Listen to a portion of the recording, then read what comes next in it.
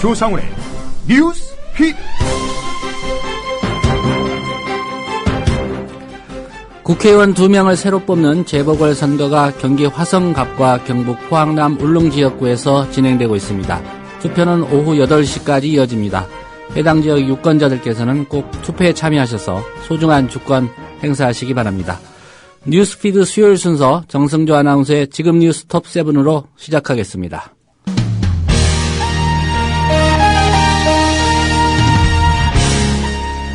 지금 시각 뉴스톱 7입니다.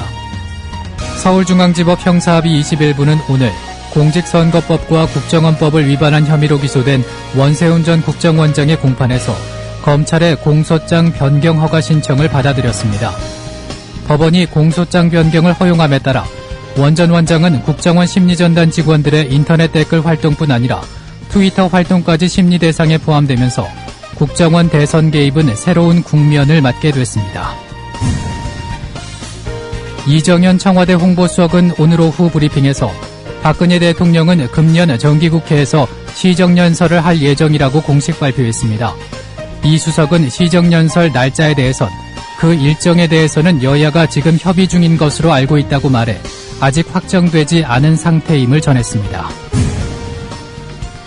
전북지역 음식점 업주와 한국외식업중앙회 전북지회에 따르면 지난 28일 전북도청 강당에서 음식점 업주 200여 명이 참석한 가운데 진행된 기존 영업자 위생교육에서 탈북 여성이 강사로 나서 반공교육을 했다고 노컷뉴스가 오늘 보도했습니다. 이 탈북 여성은 북한의 실태와 남한의 진보 진영 등에 대한 비판 등으로 교육을 진행했으며 일부 음식점 업주들이 반발해 교육은 30여 분 만에 마무리된 것으로 알려졌습니다. 이용섭 민주당 의원은 오늘 국감자료를 통해 내년도 국가채무 515조 2천억 원에 대한 이자 지급액은 올해보다 11.3% 증가한 22조 6천억 원으로 정부가 제출한 일반 회계 예산안의 9.1%에 달한다며 이는 내년도 정부 12개 분야별 재원 배분 내역에서 농림수산식품 분야 18조 6천억 원보다 많으며 전체 SOC 예산 23조 3천억 원에 육박하는 수준이라고 밝혔습니다. 경기 화성갑과 경북 포항 남울릉 두 곳의 국회의원 재보궐선거 투표율이 오후 5시 현재 27.9%를 기록하고 있습니다. 지난 4.24 국회의원 재보선 당시 같은 시간대 투표율 34.6%에 비해서 6.7%포인트 낮은 수치입니다. 김진태 검찰총장 후보자의 인사청문 동의안이 국회에 제출됐습니다. 이에 따라 김 후보자에 대한 청문회는 늦어도 다음 달 18일 이전에 열릴 것으로 보입니다. 지금 시각 뉴스톱 7이었습니다.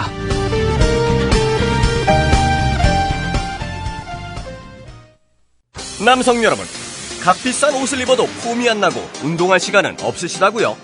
늘어진 뱃살과 튀어나온 가슴살 때문에 고민이십니까? 입는 순간 경험하시게 될 서프라이즈! 바디뷰 프리미엄은 고가의 스포츠웨어에 쓰이는 아쿠아엑스 원사를 사용, 최첨단 공법으로 탁월한 보정력과 신축성, 가공할 흡수력을 겸비했습니다. 우와, 정말 신기해요. 늘어진 가슴이 근육처럼 탄탄해지고 올챙이 같았던 뱃살도 올라보게 들어간대요. 바디뷰 대단합니다. 입는 순간 몸짱이 되는 남자 보정 속옷 바디뷰. 포털 검색창에 바디뷰를 검색해보세요. 구매하실 때 배송 메시지에 국민TV라고 적어주시면 고가의 사은품을 드립니다. 500원으로 즐기는 나만의 커피. 원두 쇼핑몰 헝그리 커피. 최정상급 로스터가 1년 이하 최고급 뉴크롭 생두를 로스팅해 즉시 배송해드립니다. 대량 구매 시 가격이 할인됩니다. 검색창에 헝그리 커피를 검색하세요. 헝그리커피.com. 헝그리 커피에서 원두를 구매하시는 분들께는 차량용 국민TV 스티커 2매를 함께 보내드립니다.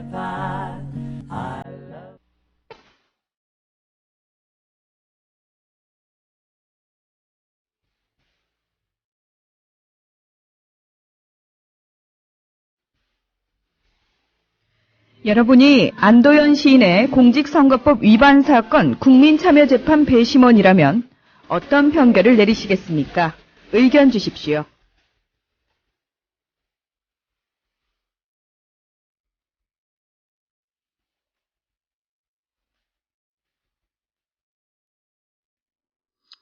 네, 경제 소식부터 짚어보겠습니다. 김광수 경제연구소의 길경식 이사십니다. 길 이사님 안녕하십니까?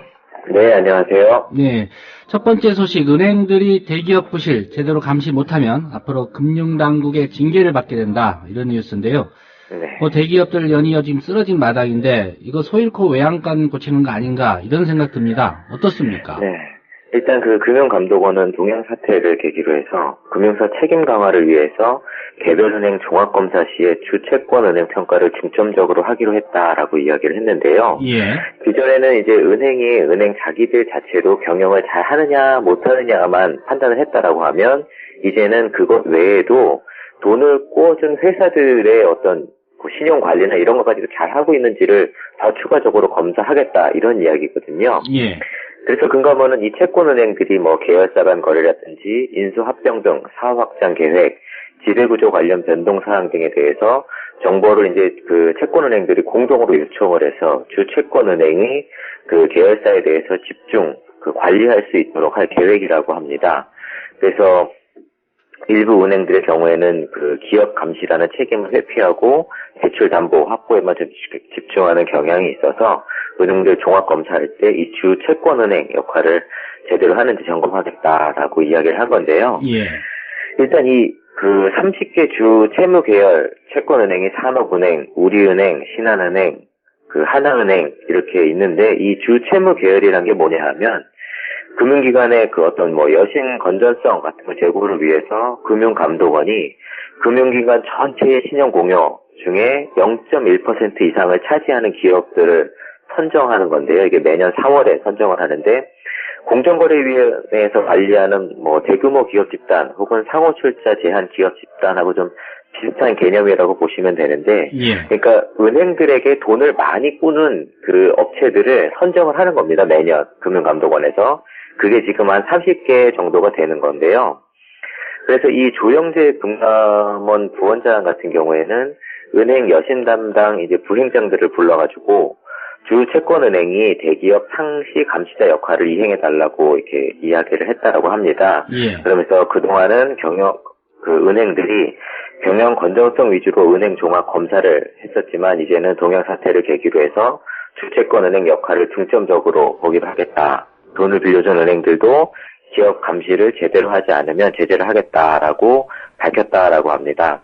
어쨌든 이렇게 상반기에 STX나 웅진, 동양 대기업들이 이제 구조조정 여파로 한 은행들은 5조 4천억 원을 대손 비용으로 이제 적립을 해놨고요. 하반기에도 또 대한전선이나 동양 등 추가 부실이 계속 이어지고 있어서 은행들이 이제 경영에 좀 비상이 걸린 상황이라고 할 수 있습니다. 예. 이렇게 또 대기업 부실에 대한 은행의 책임 강화와 더불어서 감시받는 대기업도 늘어날 예정이라고 하는데 금융위원회와 금융감독원에서는 금융당국이 이 주 채무계열 선정 방식을 강화를 해서 대기업의 관리 감독을 더 강화할 방침이라고 했는데 지금까지는 금융기관 전체 신용공여 잔액의 0.1% 이상이면 이 주채무 계열에 선정이 됐었는데 여기에 이제 기준을 조금 더 낮춰서 0.1% 이하로 더 낮추고 여기에 회사채나 기업어음, CPE 같은 것들 시장성 채무도 일부 반영을 해서 주채무 계열에 해당되는 기업들을 더 늘려나갈 것이다라고 하고요. 예. 또 재무구조 개선 약정의 대상도 늘어날 것이라고 하는데 현재 이 채권은행하고 재무구조 개선 약정을 맺은 대기업은 STX, 금호아시아나, 한진, 동부, 대한전선, 성동조선 등인데요. 이 재무구조 개선 약정이라는 것은 뭐냐면 부실 경영에 우려가 있는 대기업 그룹이 경영을 정상화하기 위해서 주거래 은행이라든지 이런 채권단 등과 양해 각서를 맺는 것을 의미하는데 이 약정을 맺게 되면 비주력 계열사 같은 경우에는 매각을 한다든지 아니면 부실 계열사를 정리한다든지 부채를 감축한다든지 하는 것 같은 구조조정을 해야 되고 이를 온전히 실행하지 못할 경우에는 이제 채권단에서 자금 지원을 중지하는 등 여러 가지 조치를 취할 수 있는 건데요. 예. 이 재무구조 개선 약정 대상은 보통 영업이익률이라든지 부채 비율, 현금 흐름 등을 고려해서 선정이 되는데 예전에는 이제 여러 가지 지표들을 3년 평균치를 적용을 하다 보니까 STX의 경우에는 올해 들어서 갑자기 상황이 어려워져서 이 재무구조 개선 약정 대상이 되지 않았었다가 갑작스럽게 좀 바뀌어버리면서 여러 가지 은행에 좀 타격이 있던 것 같아서 기준 자체를 최근 1년 지표에 조금 더 가중치를 줘서 좀 더 반영을 해서 갑작스럽게 상황이 이제 안 좋아지는 기업들에 대해서도 더 범위를 넓혀가겠다라고 해서 이 주채무 계열이나 재무구조 개선 약정 대상 기업들이 계속 늘어날 것으로 보여지고요. 예. 지금 일단 금융당국에서는 최근 유동성 위기설이 나타난 현대그룹이나 두산그룹, 한진해운그룹, 동부그룹에 대해서는 자체적으로 재무 현황을 점검해본 결과 문제가 없다라고 이야기를 했는데 실질적으로는 조금 더 신중하게 지켜볼 필요가 있을 것으로 보여집니다. 예. 쌀 가격 얘기인데요. 정부가 쌀 목표 가격 인상 얼마나 할지 좀 고민 거듭하고 있다는 뉴스인데요. 농업 문제 뾰족한 해법이 없는 게 상황인 것 같고요. 계속 이렇게 정부 보조금 지급하는 방식으로 진행이 되는 것 같은데 앞으로 전망도 좀 불투명합니까? 이게 농업 문제, 특히 쌀 문제 이야기하면 먼저 좀 답답한 느낌이 먼저 좀 있는 것 같아요. 되게 딱 뾰족한 해결책이 없이 계속 경쟁력이 약화되고 있는 부분에 계속 보조금으로 어떻게 보면 농민들한테 계속 연명하게 만드는 것 같은 느낌이 계속 드는데, 예. 일단 이 쌀 목표 가격이란 거는 2005년도에 쌀 수매 제도가 폐지되면서 도입된 제도고요. 농가소득 어떤 보전 장치로서 산지 쌀값이 목표 가격보다 내려가면 그 차액의 85%를 변동직불금과 고정직불금의 형태로 이렇게 보전해주는 제도입니다. 예. 이 두 직불금이 있는데 직불금이라는 건 쌀을 지배하는 면적에 대해서 일정 금액을 곱해서 지급하는 거고, 변동직불금이라는 건 쌀값이 이제 목표 가격보다 낮은 경우에 그 차액을 85%까지 보전해주는. 그래서 이거 조금 알기 쉽게 말씀을 드리면, 변동직불금하고 고정직불금, 이 두 개의 직불금을 합친 것이 결국에는 목표 가격에서 산지 쌀값을 뺀 값의 85%라고 생각을 하시면 되거든요. 예. 그리고 이 고정직불금 같은 경우에는 도입 당시에는 1헥타르당 60만 원이었는데 현재는 1헥타르당 80만 원이었고요. 박근혜 대통령이 지난번 공약으로 이제 이걸 1헥타르당 100만 원까지 인상을 하겠다라고 했었는데 이게 이제 취소가 되면서 지금은 계획으로만 100만 원까지 인상할 계획으로 잡혀 있고, 어쨌든 이렇게 고정직불금이라는 게 면적당 일정 금액으로 딱 어떻게 보면 고정이 되어 있기 때문에 목표 가격을 높게 잡게 되면 농가에서 받을 수 있는 변동직불금이 어떻게 보면 좀 많아진다라고 볼 수가 있습니다. 예. 근데 이제 이게 좀 문제가 되고 있는 이유는 쌀 목표 가격이 2005년 이후서부터 8년 동안 80kg당 17만 83원으로 계속 고정이 돼 있었습니다. 쉽게 말하면 물가가 올라도 쌀 목표 가격은 지금 한 8년, 9년째 제자리다 이런 얘기인가요? 그렇게 진행이 되어 왔는데 이게 조금 그렇게 딱 물가가 오른다고 해서 이게 목표 가격이 올라야 되는가라는 거는 조금 문제가 있습니다. 왜냐하면 이게 농가 소득의 보전 장치이긴 하지만 지금 같은 경우에는 어떻게 보면 농가의 어떤 복지 대책이나 이런 쪽으로 좀 변질이 되어 있어요. 그러니까 이게 조금 더 설명을 드리면, 어쨌든 지금 정부에서는 2013년부터 2017년까지 목표 가격을 4,000원 더 인상해서 17만 4,083원으로 하겠다라고 했는데, 농민들 입장에서는 생각을 해보면 8년 동안 한 번도 안 올랐다가 8년 만에 오르는 고작 4,000원 오른다는 게 말도 안 된다라고 생각을 하는 거고, 쌀 목표 가격이 최소한 23만 원은 돼야 된다라고 이야기를 하는 거고, 또 정치권에서는 이번에 이제 개정안을 19만 6천 원 인상하는 개정안으로 발의를 했고, 새누리든 민주당이든 일부 의원들은 아까 말씀하신 것처럼 이 쌀 그러니까 생산비가 올라가는 부분하고 물가가 상승하는 부분까지 포함을 해야 된다라는 개정안을 또 제출을 했는데, 일단 농식품부 입장은 어떤 입장이냐 하면, 이 목표 가격이란 걸 인상을 하게 되면 농민들이 쌀을 어떻게 보면 더 이게 추가적으로 재배하고자 하는 유인이 생기게 되고, 그렇게 되면 쌀 생산량 자체가 늘어나기 때문에 쌀값이 떨어지게 되고 농가 소득이 오히려 줄어드는 반면 변동직불금은 더 증가하기 때문에 결국에는 결과적으로는 농가에도 안 좋고 정부에도 안 좋다. 그래서 이제 추가적으로 더 인상하는 것에 대해서 부정적인 견해를 계속 가지고 왔었는데 예. 어제 이제 국감에서 이 이동필 농식부 장관이 굉장히 곤혹을 당했습니다. 결국에 이제 국감위원들이 이렇게 더 올리지 않으면 국감을 더 이상 진행할 수 없다라고 말을 해서 그 이후로 이제 5,000원 정도 더 올린 17만 9,697원 안을 마련해서 이제 예산 당국하고 협의 중이다라고 하는데요. 예. 이게 물론 농민분들이 생산비가 증가하고 물가가 오르는 거에 비해서 이게 어느 정도 보상 받아야 되는 건 맞다라고 할 수가 있는데 이거를 그냥 어떤 일반적인 소득 보전 수단이나 복지 혜택으로 이렇게 생각을 해서 무조건 그 물가 상승이나 생산비하고 이렇게 같이 연동시키는 거는 조금 문제가 있는 부분이 있습니다. 또 지금 더 중요한 건 직불금을 얼마를 받느냐, 목표금을 얼마나 인상하느냐 이게 문제가 아니라 농업이 계속 경쟁력을 잃어가고 있는데 이 농업 문제를 어떻게 근본적으로 해결할 것인가라는 문제거든요. 왜냐하면 언제까지나 농민한테 그 손해보는 금액을 국민의 세금으로 메꿔줄 수는 없는 거 아닙니까?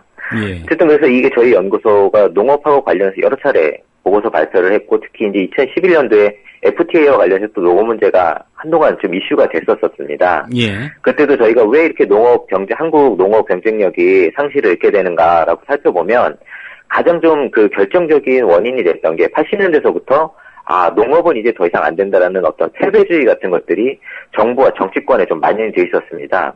그때 이제 어떤 이야기들을 했었냐 하면 한국은 미국처럼 땅이 넓지도 않고 하기 때문에 어떤 대규모 거대 재벌에는 영농을 할 수 없다. 그래서 이 규모의 경제가 되지 않기 때문에 한국에서는 더 이상 농업이 힘들다라고 이야기를 했었는데 이게 그 전 세계적인 농업 국가들과 비교를 해서 살펴보면 이게 말이 안 되는 이야기거든요. 예. 무슨 이야기냐면 미국 같은 경우에는 농산품 교육 추이를 보면 수출보다 오히려 수입이 많아서 적자가 계속되고 있습니다. 미국도 거대한 어떤 농업 수출국이긴 하지만 반대로 또 거대한 수입국이라서 이 농업 관련해서 적자가 계속 고민이에요, 미국도. 예. 그런데 반면에 땅이 좁은 네덜란드나 덴마크, 프랑스, 스페인 같은 경우에는 오히려 수출이 수입보다 훨씬 더 많은 흑자를 내고 있어요. 특히 네덜란드 같은 경우에는 농산품 교육수지 흑자 규모가 350억 달러에 달하고 있어서 거의 세계 최강의 농업 강소국이라고 할 수가 있는데 이렇게만 봐도 간단히만 봐도 대규모 영농이 불가능하기 때문에 경쟁력이 없다라는 주장은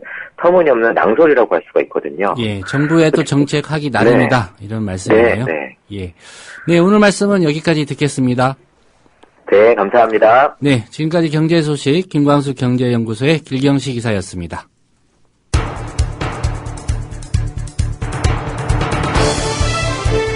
지금 여러분께서는 조상훈 기자가 진행하는 국민 TV 라디오 시사 프로그램 조상훈의 뉴스피드와 함께하고 계십니다.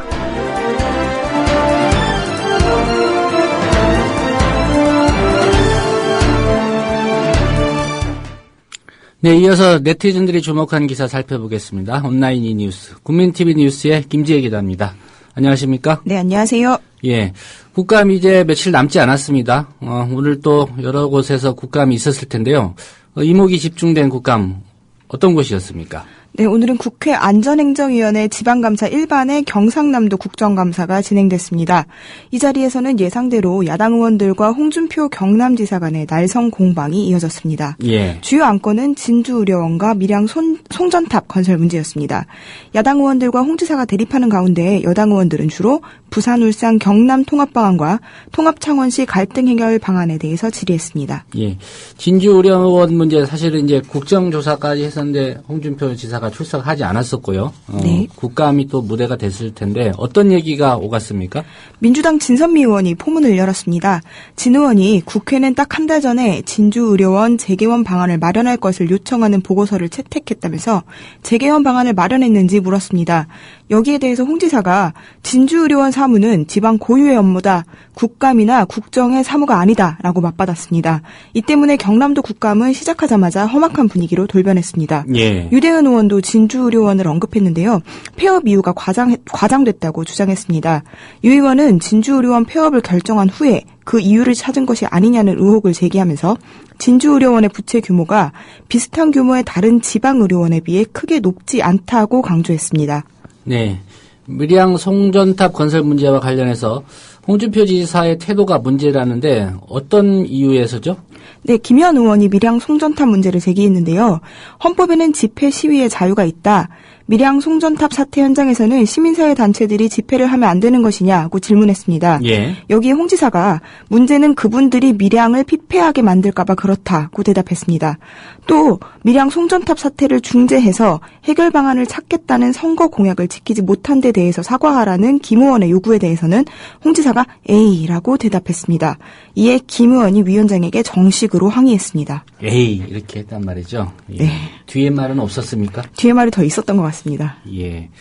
이 밖에도 또 홍 지사의 답변 태도 뭐 문제가 많았다고 하는데 어떤 내용들이 있었습니까? 네, 사실 이날 국감에서 홍 지사 태도를 지적하는 발언이 여러 차례 나왔습니다. 진선미 의원이 진주의료원 문제에 대해서 질책을 했는데 여기에 따라서 홍 지사도 목소리를 높였습니다. 이에 김태환 위원장이 나서서 홍 지사는 말할 때 톤을 낮춰라. 감정이 앞서면 안 된다고 경고했습니다. 또 김 위원장은 홍 지사에게 평소 스타일은 알지만 웃으며 답하는 것을 보면 시각에 따라 오해할 수 있다면서 웃음을 자제해달라고 여러 차례 지적하기도 했습니다. 예. 어쨌든 홍준표 지사 가는 곳마다 좀 화제를 몰고 다니는 것 같습니다. 네, 국정원 댓글 사건 관련해서 오늘 원세훈 전 국정원장에 대한 공판이 있었죠? 네, 그렇습니다. 오늘 서울중앙지법 형사합의 21부에서 원세훈 전 국정원장에 대한 공판이 열렸습니다. 오늘 이 소식 여러 차례 들으셨을 텐데요. 재판부가 이날 공판에서 국정원 5만 6천 개 트위터 글에 대해 윤석열 전 특별수사팀장 등이 신청한 공소장 변경을 받아들였습니다. 예. 재판부는 고민이 많았다면서 형사소송법에 정해진 대로 공소 제기의 동일성이 인정된다고 판단해 변경 신청을 허가한다고 밝혔습니다. 동시에 변호인 측 주장대로 피고인의 방어권을 침해한다는 부분은 경청할 바가 있다면서 공소 사실이 추가돼서 심리가 지연되지 않도록 신속하게 절차를 밟아주기 바란다고 검찰 측에 주문했습니다. 법원의 재정 신청을 통해서 이종명 전 국가정보원 3차장과 민병주 전 국가정보원 심리정보국장이 기소됐는데요. 이에 따라서 이분들의 공소장도 재판부의 이번 결정으로 추가 변경됐습니다. 예. 국정원의 대선 개입 트위터 계정 추가로 확인됐다. 이런 소식도 있는데요. 네, 경향신문의 단독 보도입니다. 경향신문은 지난해 대통령 선거 당시에 수백 개의 트위터 계정들이 국가정보원 직원들이 작성하거나 리트윗한 특정 글들을 거의 동시에 퍼나른 것을 확인했다고 전했습니다. 경향신문은 특별수사팀이 지난 18일 재판부에 제출한 공소장 변경 허가 신청서에 나온 글들을 역추적해서 이 같은 사실을 밝혔다고 언급했습니다. 예. 이른바 프로그램을 사용해서 이 트위터 글을 무더기로 이렇게 확산시키는 그런 프로그램이겠죠? 이런 의혹도 제기됐는데 어떤 내용입니까? 네, 일명 봇 프로그램이라고 하는데요. 봇은 자동으로 수십 개의 소위 유령 계정 만들어서 댓글을 한꺼번에 퍼나르는 프로그램입니다. 경향신문은 이 계정들이 특정 글들을 퍼나른 순서가 대부분 일치한다면서 이와 같은 의혹을 제기했습니다. 예. 예를 들어서 지난해 10월 6일 국정원 직원이 올린 14선언은 NLL 양보를 전제로 한 것이기에 이것은 우리 영토를 포기하는 것과 다름없다는 글을 보면요. 원래 작성자는 RLA로 시작하는 아이디를 사용합니다. 이 아이디가 작성한 글은 트위터상에 185회 퍼날라졌는데요. 이를 퍼나른 계정 중 45개의 주인이 모두 손시성을 가진 인물들로 확인됐습니다. 또 이 계정들을 포함해서 총 159개 계정이 해당 글을 동시에 또는 1, 2분 간격으로 퍼나른 것으로 나타났는데 이 계정들은 개인적인 글들은 게재하지 않고 모두 똑같은 글만 퍼날랐습니다. 9개월치 타임라인이 일치한 계정들이 발견되기도 했습니다. 예, 뭐 SNS 여론이라고 하기가 좀 부끄러운 그런 수준이네요. 이 같은 유령 계정들 얼마나 되는 겁니까? 국정원이 활용한 것으로 추정되는 유령 계정은요. 경향신문이 29일까지 확인한 것만 모두 269개입니다. 특히 이런 봇 계정들은 검찰이 공소장 변경 허가 신청서를 내면서 제출한 범죄 일람표에도 기재되어 있지 않은 것으로 확인됐습니다. 국정원의 트위터를 이용한 대선 개입이 검찰이 파악한 것보다 더 방대하게 이루어졌을 가능성도 있다는 의혹이 제기될 수 있는 겁니다. 예. 하지만 이 같은 의혹에 대해 국정원 측은 국정원이 트위터를 통해 게재한 글은 2,300여 건이고 그나마 직접 작성한 글은 139건에 불과하다면서 관련 의혹을 부인했습니다. 예, 국정원 말 그대로 믿을지는 국민들이 판단해야 될 것 같고요. 또 역시 대선 개입 의혹 받고 있는 기관이죠. 국가보훈처. 동영상 교육. 이것도 문제가 되고 있는데 민간인을 대상으로 상영을 했다는 게 또 문제 아니겠습니까? 네, 그렇습니다. 오늘 통일부가 보훈처가 상영한 안보교육용 동영상을 일반 국민들을 대상으로 상영한 것으로 드러났습니다. 국회 외교통일위원회 소속 민주당 우상호 의원이 오늘 통일부로부터 제출받은 자료를 공개했습니다. 이 자료에 따르면 통일부가 운영, 지원하고 있는 전국 13개 지역 통일관 가운데 광주, 전남과 경남을 제외한 거의 모든 곳에서 보훈처의 안보교육용 동영상을 상영한 것으로 나타났습니다. 통일관은 통일 관련 교육기관입니다. 예, 해당 동영상 어떤 내용입니까?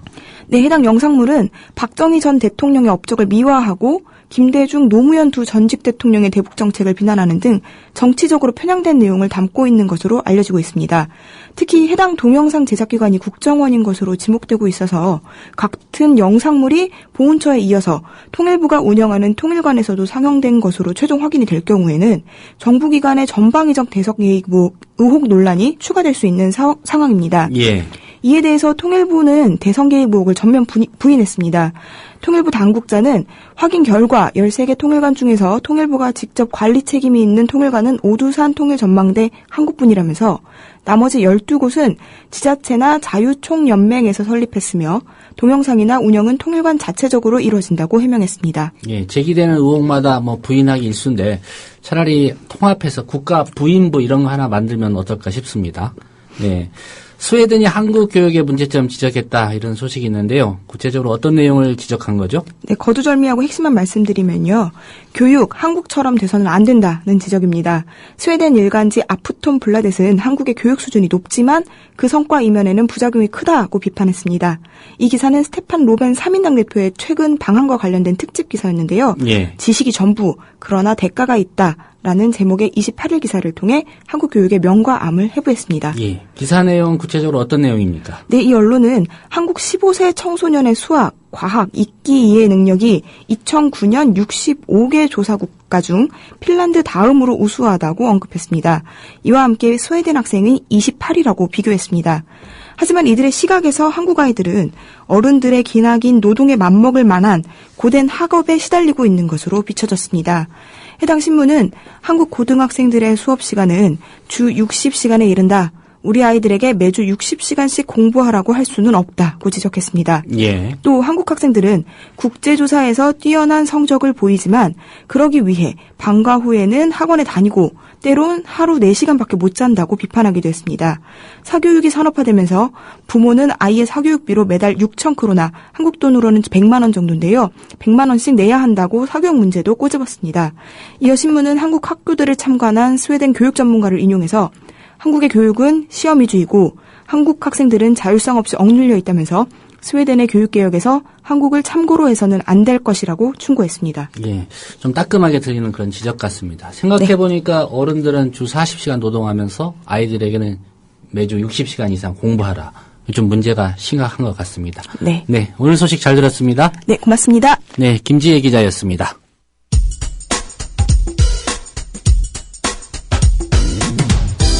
조상훈 기자의 예리한 눈으로 바라본 세상. 공정한 뉴스는 여기서 시작합니다. 국민TV 라디오 조상훈의 뉴스피드.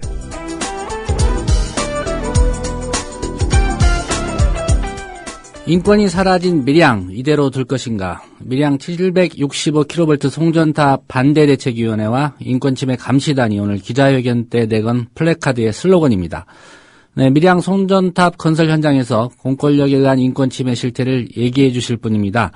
인권단체 연석회의 공권력 감시대응팀의 랑이 활동가입니다. 안녕하십니까? 예, 안녕하세요. 예, 밀양 현지에 계시는가요? 아니, 저는 지금은 올라와 있는 상태입니다. 예. 예.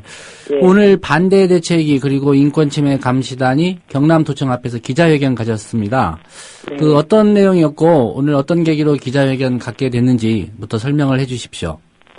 네, 밀양에서 이제 공사가 재개된다는 소식을 듣고 인권활동가들이 10월 1일부터 밀양 현장에서 인권침해 감시 활동을 현재까지 쭉 해왔어요. 예. 그러면서 이제 중간에 이틀이나 하루에 한 번씩 현장에서 벌어진 문제들에 대한 약식 보고서를 쭉 내왔었고요.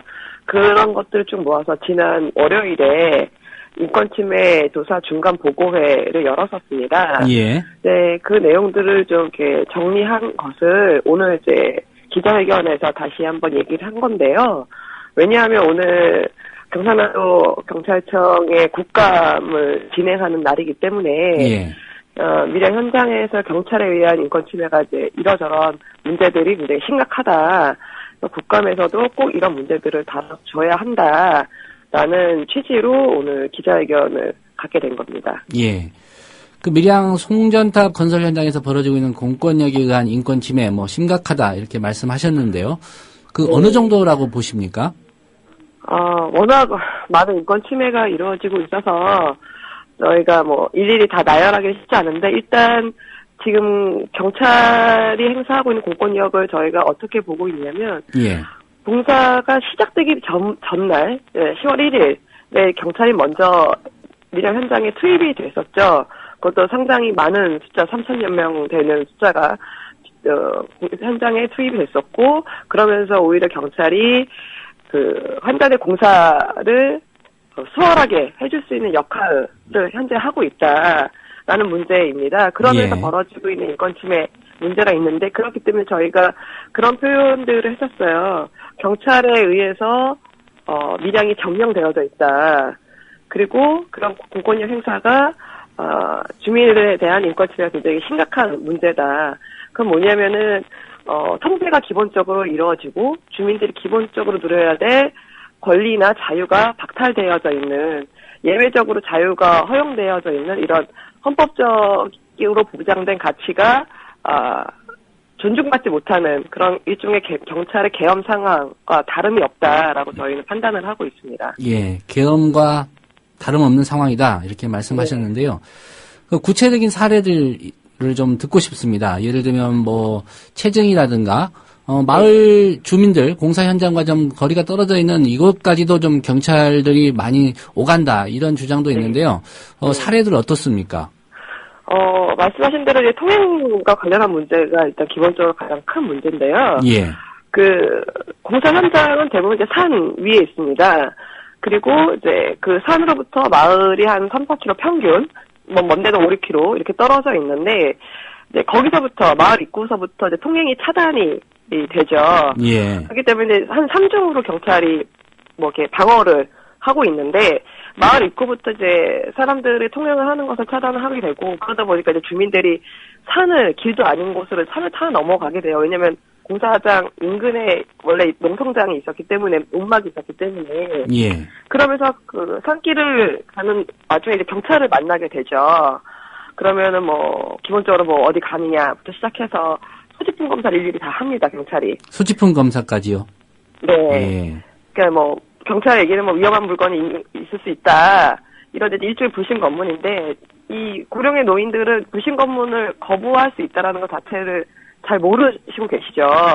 그러다 보니까 굉장히 좀 모욕적인데, 어쩔 수 없이, 가려면 어쩔 수 없이 가방 다 꺼내 보여주고, 아무것도 없다, 도시락밖에 없다, 이렇게 보여줘야 되고, 심지어는 이렇게 산속에 계시다 보니까 용변을 볼 곳이 마땅치가 않아요. 예. 이렇게 산속으로 들어가서 용변을 보려고 해도 어디 딴 데 가는 거 아니냐 쫓아와가지고 용변 보는 곳까지 쫓아오기도 하고 이런 식의 좀 되게 모욕적이고 굉장히 자유가 통제되는 상황들이 기본적으로 이루어지고 있고 경찰들이 좀 어느 정도로 마구잡이로 공권력을 행사하고 있냐면 한 11일에는 주민 한 분이 그 길가에 앉아 계셨죠. 이렇게 보통 이렇게 한 잔 차량이 들어오는 거를 이제 지킨다던가 이렇게 해서 길가에 보통 앉아 계시는데 예. 경찰 한 분이 오던 이제 밀양서 진흥팀장인데 시비를 걸죠. 비키라 이런 식으로 선생님이 싸움 주도하고 있는 거 아니냐 이런 한 15분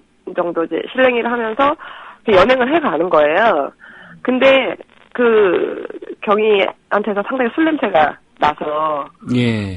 주민들한테 항의를 받았죠. 그래서 경찰은 전날 술 마셨다. 그게 문제냐. 이런 식으로 이제 술 취한 상태에서 밀한다 원칙 고지도 하지 않고 그다음 큰 충돌도 없는데 강제로 연행을 한다든지 매일매일 주민들이 거의 경찰들한테 사지가 들려서 끌려 나오고 있어요. 예. 길바닥 나을 입구 길바닥에 앉아 계시는데 또 주민들 뭐 온몸에 멍은 뭐 말할 수도 없고 매일매일 응급실로 실어가 계시고 뭐 들려서 거의 뭐 다른 곳에만 내동댕이 치거나 노상 감금 당하는 건 매일매일 있는 일이고 1인 시위도 방해를 당하고 초반에 산속에 계셨을 때는 뭐 생필품 반입이 거의 뭐 차단되다시피 했었죠.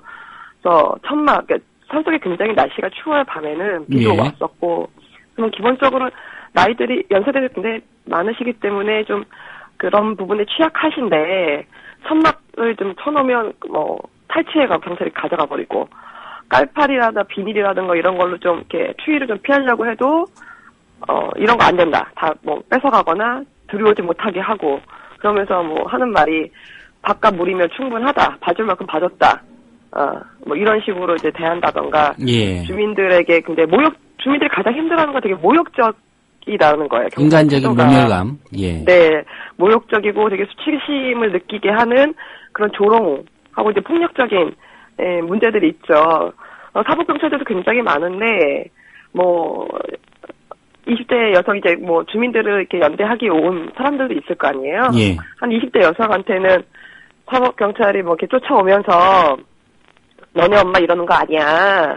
뭐 이렇게 조롱하기도 하고, 주민 중에 한 분한테는 사법경찰들이 계속 뭐 이름 부르면서, 뭐, 모모씨 계속 이름 부르면서 쫓아다니면서, 그럼 일단 주민들이 위압감을 느끼죠. 경찰이 자기 이름까지 부르면서 쫓아다니면. 신원을 알고 있고, 또 감시하고 있다. 이런 느낌을 받을 수 있으니까요. 예, 왜 왔냐고. 집에나 가지. 여기 왜 왔냐. 경찰이 막 이제 그렇게 얘기를 하는 거예요. 이름을 부르면서. 그러니까 이제 그 주민이 자꾸 왜 쫓아다니냐. 그냥 냅둬라. 이러니까 뭐 경찰이 보고 싶어서 왔다. 뭐 이런 식으로 이제 성희롱에 가까운 그런 말을 하기도 하고. 이런 식으로 이제 주민들이 가장 힘든 건 왜 공권력이 공권력답지 않게 구냐. 왜 나를 사람 취급을 해주지 않냐. 너무 모욕적이고 지금은 한전직원보다 경찰이 더 밉다. 우리는 사람이 아니냐. 이런 호소를 가장 많이 하시죠. 그 공권력 과도하게 많이 배치돼 있다. 이런 말씀 하셨는데요. 현장에 배치된 경찰 그 숫자 어느 정도나 됩니까? 3,000명 정도로 배치된 걸로 제가 알고 있어요. 기사에서도 그렇게 나왔었고. 근데 이제 주민들이 뭐 최대한 많이 잡아봤자 그 경찰이 집계한 걸로는 이제 반대하는 주민들이 200명 정도인데 사실 200명 대 한 3,000명의 숫자인 거고 전체적으로 따졌을 때는 마을별로 했을 때 마을에서 계시는 주민은 많아야 20-30명 정도 돼요. 근데 이 20-30명 정도 되는 주민들에 비해서 경찰이 한 15배 정도 되는 숫자들이 거의 마을에서 주민들과 대치하고 있는 상황이고 그 경찰들이 마을에 거의 상주해 있는 상황인 거죠. 그럼 경찰 외에 한전이라든가요? 또 뭐 밀양시청 이런 다른 공공기관에서 나온 인력들은 없습니까? 한전 직원들은 보통 이제 공사 현장으로 많이 있고 현장 안에 있고 이제 마을 주변에도 있기는 있죠. 소수가 있고 가끔 뭐 이렇게 그 한전의 고위 간부들이 왔다 갔다 하기도 하는 것 같아요. 그렇게 이제 경찰들하고 또 섞여 있으니까 사복이 한전 직원들은 뭐 정복이라거나 하는 게 없으니까 그래서 이제 그렇게 좀 섞여 있는 것 같고 그 다음에 이제 밀양 시청 공무원들이 초반에 계속 그 주민들의 움막을 강제 집행하겠다고 계속 다수가 와 있었어요. 그래서 이제 그래서 또 주민들과 굉장히 긴장 상태를 한동안 굉장히 오랫동안 유지하기도 했었죠. 움막 철거하겠다라고 직원들이 대거 와가지고. 그 경찰들이 현장에서 뭐 주민들 일종의 통제하는 수단으로 사용하고 있는 장비들 이런 것도 좀 논란이 되고 있는 모양인데요. 어떤 장비들 사용하고 있습니까? 주로 가장 문제가 되고 있는 거는 체증 장비이죠. 뭐 사진 촬영하거나 뭐 녹음하는 그런 장비 말씀이죠. 그렇죠. 뭐 경찰 장비 여러 가지는 있겠지만 이 밀양 현장에서 다른 물리력을 사용할 수 있는 장비들을 사용은 거의 하고 있지는 않고 주로 이제 몸으로 하거든요, 경찰도. 그러니까 장비보다는 몸으로 저지를 하고 사지를 든다던가 몸으로 밀어붙이거나 이렇게 하고 장비를 사용하는 건 주로 카메라 장비들인데 이 워낙 많은 카메라들이 주민들을 거의 하루 종일 비추다 보니까 주민들이 이 부분에 대해서 굉장히 힘들어하고 계세요. 예. 그 경찰의 이런 체증 행위 법적으로 좀 근거가 있는지 궁금하고요. 네. 경찰은 뭐 일부 보도를 보니까 이거 법적으로 문제 없다 이런 주장인데 어떻습니까? 일단은 기본적으로 법이 있는 거는 체증과 관련한 법이 있다기보다는요. 예.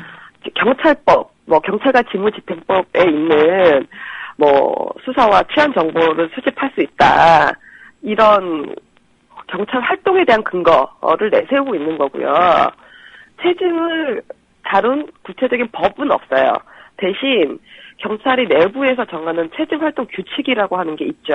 예. 이거는 법은 아니고 경찰이 내부에서 정하는 규칙인데, 그래서 체증이 집회 시위, 치안 현장에서 이제 불법이 우려되는 상황을 촬영, 녹화, 녹음 한다라는 것이 이제 체증이라고 되어져 있는데, 사실 이 체증이라는 게 개인의 어떤 얼굴이 됐던 행위가 됐던 이런 것들이 전부 다 기록이 되는 거기 때문에 무분별하게 되어서는 안 되고 최소한의 범위에서 불법이 명확한 경우에만 적용되어야 하는 것이죠. 지나치게 이제 과도하고 광범위하다 이런 지적이시군요. 네, 근데 이제 문제는 규칙이다 보니까 이게 체증뿐만이 아니라 경찰이 사용하는 대부분의 장비들이 마찬가지인 문제를 갖고 있는데, 예. 대부분이 이런 식의 법령이 아니라 규칙, 훈령 이런 식으로 지침 이런 식으로 정해져 있어요. 구체적인 내용들은. 근데 그 구체적인 내용도 굉장히 추상적인 수준에서 이루어지기 있기 때문에 사실 경찰의 장비라는 거는 굉장히 카메라는 어떤 개인 정보나 이런 문제에 대해서 민감한 거고, 다른 물력을 사용할 수 있는 장비는 신체나 생명이 굉장히 위험하기 때문에 사회적인 통제가 필요한 부분이 있는데, 예. 그런 것들 대부분 규칙으로만 정해져 있다 보니까 이렇게 사회적 통제를 받을 수 있는 순간이 없는 거죠. 예. 그래서 법적 근거가 있다고는 하지만 법적 근거에서는 되게 추상적인 수준에서가 있고, 구체적으로 명시되어져 있는 부분들이 사실은 별로 없다라고 보시면 될 것 같습니다. 예. 그 반대 대책을 중심으로 해서 국가인권위원회에 긴급 구제 요청했었고요. 물론 이제 인권회의를 기각했습니다. 그 인권위가 이 기각한 이유 무엇인지 좀 설명해 주시고요. 그 인권위에서는 여기 현장에 나와 있습니까? 지금도? 오늘 다시 내려간 걸로 알고 있어요. 그동안 이제 초반에 내려가 있었다가 예. 철수를 했고요. 그 다음에 오늘 다시 또 내려갔더라고요. 그리고 여론 때문에 내려간 건가요? 제가 보기엔 그렇습니다. 왜냐하면 긴급구제 요청을 한 거를 일반 진정, 그러니까 제가 긴급구제라고 한 거는 지금 상황이 굉장히 절박하고 시급하고 위급한 상황이니 당장의 어떤 조치가 필요하다라는 취지에서 요청을 한 건데, 예. 이걸 긴급구제의 건으로 보지 않는 거예요. 국가인권위원회는. 그렇기 때문에 일반 진정으로 처리하겠다. 그리고 그러니까 자유로운 통행 보장에 대해서는 일반 진정으로 처리를 하고, 농성 주민들에게 식사, 식수, 태산 생필품 문제라든지 추위를 피할 수 있는 천막이라든지 의료진의 출입이라든지 이런 부분들은 밀양 경찰서장에게 약속을 받았다는 거예요. 예. 그래서 굉장히 사회적으로 이제 비판을 많이 받았죠. 국가인권위원회가 도대체 왜 존재하는 거냐. 지금 상황에서 이거를 경찰하고 협의해서 처리할 문제인 거냐. 경찰 때문에 벌어지고 있는 문제인데. 예. 비판을 많이 받았습니다. 그리고 인권단체들이 지난주에 이 문제에 대해서 문제 제기를 하고, 이후에 국가인권위 도대체 어떻게 할 거냐. 계획을 얘기해라. 라고 얘기를 했었죠. 예. 제가 그래서 보기에는 그렇기 때문에 내려간 것 같습니다. 예. 그렇군요. 네, 오늘 말씀은 여기까지 듣겠습니다. 말씀 고맙습니다. 예, 감사합니다. 네, 지금까지 밀양 송전탑 현장에서 인권 감시 활동 하고 계시는 그 랑이 인권 활동가와 얘기 나눠봤습니다.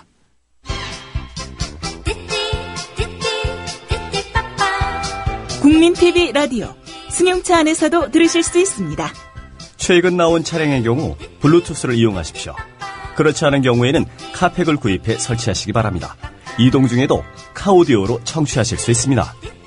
데이터 무제한 서비스를 이용하시면 물량에 관계없이 만나실 수 있습니다. 자세한 문의는 국민TV 라디오 게시판을 이용하세요. 네, 짧게 라면 앙케이트 소개해드리겠습니다. 오늘 드린 설문은 여러분이 안도현 시인의 공직선거법 위반 사건 국민참여재판 배심원이라면 어떤 판결을 내리시겠습니까? 이렇게 여쭤봤습니다. 네, 의견 주신 분들 소개해드리겠습니다. 찌짤찌다님 의견입니다. 당연 무죄입니다. 너희들도 선거법 위반했다라며 꿰맞추기 한 사건입니다. 100번 양보해서 배심원 전원이 무죄 판결했습니다. 그 배심원들이 모두 민주당원입니까? 아니면 안도현 시인의 친인척입니까? 이런 의견 주셨고요. 예. 다른 의견 많으시고, 라면 의견 주신 분, 안 바쁜 벌꿀님. 박근혜 비방은 구속, 문재인, 안철수 비방은 용인, 나영이 성폭행 피해자 조두수는 12년, 박근혜 면도칼 상처낸 피의자도 12년, 안도현 시인은 무죄입니다. 이런 의견 주셨고요. 예, 정의로운 택견 부인님, 약간 길게 주셨는데 소개해드리겠습니다. 안중근 의사 기념관이 2001년에 간행한 대한국인 안중근 등 여러 건의 문헌과 도록에 안중근 유무구 소장자가 박근혜로 기록되어 있다는데 무슨 허위 사실입니까? 이건 기소할 거리도 안 되는 검찰의 무리한 기소입니다. 한편 검찰은 당사자인 박근혜 당시 후보에게 서면 조사조차도 하지 않았다는데 누가 설득력이 있을까요? 누가 뭐라고 해도 무죄입니다. 이런 의견 정의로운 택견 부인님이 주셨습니다. 네, 시간 관계상 여기까지 소개해드리고요. 여러분 고맙습니다. 이어서 오늘의 정가 소식 들어보겠습니다. 한국일보의 양정대 기자입니다. 양 기자님 안녕하십니까? 네, 안녕하세요. 예, 재보궐선거 지금도 투표 계속되고 있는데요. 아주 네네. 큰 선거는 아니지만 그래도 결과 예의주시하고 있는데 아무래도 이제 전국에 어느 정도 영향을 줄 것이다 이런 분석 아니겠습니까? 예, 그렇습니다. 말씀하신 대로 투표가 오후 8시까지 마감되니까 아직 진행되고 있어서 결과를 예측하기는 좀 조심스럽습니다만은 어쨌든 지금 여야 간의 극한 대치가 벌어지고 있는 상황이어서 이기는 쪽에서는 민심이 반영된 거다 이러면서 상대방에 대한 공세 수위를 높일 게 뻔하고요. 예. 진 쪽에서는 이번 재보선 그렇게 큰 의미 없다 이렇게 의미 축소에 주력을 할 걸로 보입니다. 투표율은 어떻습니까? 오후 6시 현재 지금 두 곳 선거구의 평균 투표율이 29.6%입니다. 예. 지금 선관위에서는 오늘 시간대별 투표율을 감안을 할 때 최종 투표율은 30% 초반대에 머물 거다 이렇게 예상을 하고 있는데요. 2000년 이후에 총 13차례 국회의원 재보궐선거가 치러졌는데요. 평균 투표율이 35.4%였다고 합니다. 그러니까 이번 재보선 투표율은 이에 비하면 그냥 좀 저조한 투표율이다 이렇게 볼 수 있을 것 같습니다. 사실 30% 초반대면 이거 민심이 반영됐다 이런 말 하기도 좀 무색한 그런 수치 같습니다. 그렇죠. 그렇게 봐야 되겠죠 아무래도. 이번 사실 재보선의 최대 관심사 두 곳밖에 되지 않습니다만 어쨌든 경기 화성갑에서 새누리당 서청원 후보가 당선되는지 여부 아니겠습니까? 예. 이른바 소통용으로 불리고 있는 부통령으로 불리고 있는 김기춘 청와대 비서실장과 직접 통하는 사이이기도 하고요. 박근혜 대통령의 신임도 굉장히 높은 걸로 그렇게 알려져 있습니다. 그래서 여권 내 권력 지도의 변화 가능성, 이미 김무성 의원에 대한 견제 카드다, 이런 얘기는 이미 나왔던 얘기고요. 예. 또 지금 여야 관계 꼬일 대로 꼬여 있는데 이 관계를 풀어갈 수 있는 좀 일정한 정치력을 가진 원로 정치인이 아니겠느냐, 이런 얘기도 나오고 있으니까 어떤 역할을 어떻게 할지 좀 지켜봐야 될 것 같은데요. 물론 이제 공천 과정에서부터 논란이 꽤 있었고 또 비리 정치인이다, 또 올드보이다 이런 좀 낙인도 찍혀 있는 상황이어서 어느 정도 격차로 승리하느냐 이거에 따라서 정치적 영향력의 폭도 결정될 거다, 이런 분석들이 많은 것 같습니다. 예. 만약에 민주당 오일용 후보가 승리를 하게 된다면 그야말로 전국은 일대 변화를 겪을 수밖에 없을 거고요. 여권의 전국 지도력이 급속히 약화되면서 그 야당의 공세 수위도 굉장히 높아지고 그렇게 될 가능성이 높습니다. 예. 투표 결과 그리고 개표 결과 당락 오늘 밤 늦게나 좀 나올 것 같습니다. 예. 예. 다른 얘기인데요. 민주당이 오늘 김진태 검찰총장 후보자 이 인선을 두고 제2의 초원복집 사건이다 이렇게 규정을 했는데 이유가 뭐죠? 그 초원복집 사건 아마 많이들 아실 텐데요. 14대 대통령 선거를 사흘 앞두고 1992년 12월 11일이었죠. 김기춘 당시 법무부 장관이 부산시장, 또 부산경찰청장, 안기부 부산지부장, 또 부산시 교육감, 부산지검장 이런 사람들하고 모여서 김영삼 당시 민자당 후보의 당선을 위해서 어떤 걸 어떻게 할 거냐, 뭐 이런 걸 적극적으로 논의를 했던 그야말로 관건 선거의 결정판이었던 사건이죠. 예. 그런데 이제 당시에 논의됐던 내용들이 사실 그 통일국민당이었죠. 통일국민당의 정주영 후보 측이 도청을 통해서 이 관련 내용들을 이제 확보를 한 다음에 이걸 폭로를 했었습니다. 그래서 당시에 굉장히 큰 논란이 됐었죠. 그 당시에 폭로됐던 내용을 보면요, 우리가 뭐 개그 소재로도 쓰였었죠. 우리가 남이다. 이런 얘기도 나왔다 그러고요. 예. 이번이 안 되면 영도 다리에 빠져 죽자. 뭐 이런 얘기들을 법무부 장관이야 그 부산 지역 주요 기관장들이 모여서 했다는 겁니다. 또 민간에서 지역 감정을 부추겨야 된다. 뭐 이런 발언도 있었다고 합니다. 그런데 이제 당시에 이게 논란이 돼서 이게 이제 검찰 고발까지 갔는데 김영삼 후보 측에서는 이거 뭐 조작된 거다. 뭐 이렇게 주장을 했었고요. 그러면서 이제 결국은 이게 여론이 오히려 그 김영삼 후보 쪽에 유리하게 돌아가고 당시 반값 아파트 공약 등으로 해서 보수표를 잠식해가던 통일국민당의 정주영 후보 측이 역풍을 맞았습니다. 예. 이제 그런 결과로 해서 그 김영삼 후보가 이제 대통령에 당선되는데 뭐 큰 분기점이 됐다 이런 평가들이 꽤 있었는데요. 오늘 민주당이 김진태 검찰총장 후보자에 대해서 초원복집 사건을 거론한 이유는 이렇습니다. 김진태 후보자가 초원복집 사건의 바로 담당 검사였다고 합니다. 예. 정홍원 총리가 임명될 당시에 이미 당시 그 초원복집 사건을 수사를 총괄했었던 서울지검 특수일부장이었고 이것 때문에 좀 논란이 있었지 않습니까? 그런데 이제 김기춘 비서실장은 그 당사자였고 또 정홍원 총리는 당시 수사를 총괄한 사람이었고 이 담당을 했던 직접 일선에서 담당 검사였던 사람이 이번에 이제 후보자가 됐으니 결국은 김기춘, 정홍원, 김진태 이 세 사람의 초원복집 3인방의 삼각편대가 구축된 것 아니냐 이런 주장을 하고 나선 겁니다. 예. 당시 상황만 본다면 사건의 일단 피의자 그리고 수사 검사 또 수사를 지휘했던 검찰 간부 이렇게 되는 거네요. 그렇죠. 네. 예. 아무래도 이제 민주당으로서는 그 점 때문에 지금 현재 국정원 댓글 사건 관련해서 지금 수사와 재판이 진행 중인데 이 과정이 영향을 받지 않겠느냐 이런 우려가 굉장히 큰 겁니다. 과거의 일을 반추해보니 그럴 수도 있겠다는 생각을 하는 거군요. 그렇죠. 예. 전병훈 원내대표가 오늘 그래서 김진태 카드가 결국은 국정원 선거 개입 사건을 제2의 초원복집으로 만들려는 게 아닌지 불안하다 이런 얘기를 했습니다. 김진태 후보자가 기본적으로 조직 장악력이 굉장히 높다 뭐 이런 평가를 받고 있는데요. 예. 김기춘 비서실장이 청와대를 장악하고 있고 또 정부 사이드에서는 정원 국무총리가 지금 내각을 통할하고 있고 이 두 사람과의 관계를 감안하면 일단 김진태 인선 자체만으로도 현재 수사와 재판이 진행 중인 댓글 사건에 외압으로 작용할 수 있다 이런 우려를 하는 거죠. 민주당은 지금 황찬현 감사원장 후보자가 지금 댓글 사건 재판이 서울중앙지법에서 진행되고 있는데 현직 중앙지법 원장 아닙니까? 그렇죠. 오늘 사표를 또 수리가 됐다고는 하던데 이렇게 감사원장으로 대통령이 임명하는 자리에 가는 것, 그게 결국은 간접적으로라도 재판에 영향을 줄 수 있다 이런 우려도 하고 있거든요. 어쨌든 예. 민주당으로서는 굉장히 이런저런 우려가 이번 최근의 인선을 두고 굉장히 우려가 커지는 것 같습니다. 예. 그 오늘 법원의 국정원 사건 검찰의 공소장 변경 요청 받아들였습니다.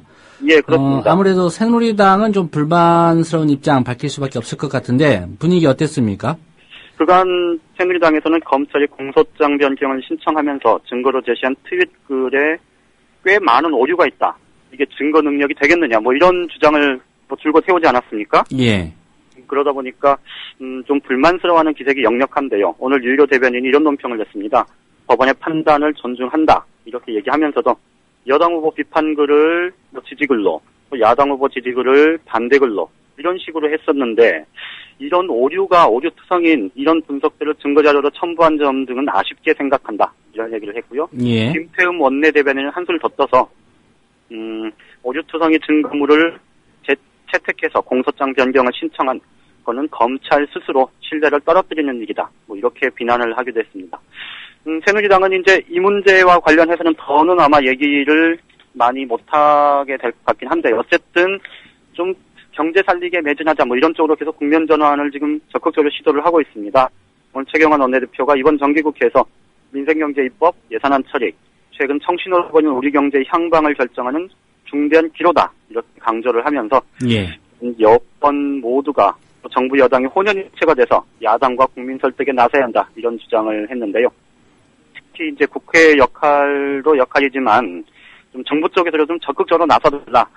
최근에 그 총리나 경제부총리 또 각 부처 장군 너무 지금 야당과의 접촉이 없어서 오히려 야당 설득할 명분이 지금 전혀 없다. 뭐 이런 지적들이 지금 새누리당 내에서 나오고 있는데 그 불만의 연장선상이라고 봐야 될 것 같습니다. 예. 결국은 뭐 새누리당은 이제 민생 쪽으로 방향을 튼 것 같고요. 아무래도 또 박근혜 대통령의 입 주목하고 있는데 국회 시정연설을 할지 말지 이것도 앞으로 정치 상황과 관련해서 좀 눈여겨봐야 될 것 같습니다. 예, 그렇습니다. 네, 오늘 말씀은 여기까지 듣는 걸로 하겠습니다. 네, 고맙습니다. 네, 고맙습니다. 예, 정가 소식이었고요. 미디어 협동조합 관련해서 공지사항 하나 조합원들께 알려드리겠습니다. 그 인천 지역 조합원 한마당 행사가 내달 9일입니다. 오후 3시에 인천광역시 평생학습관 미추홀에서 예정이 되어 있습니다.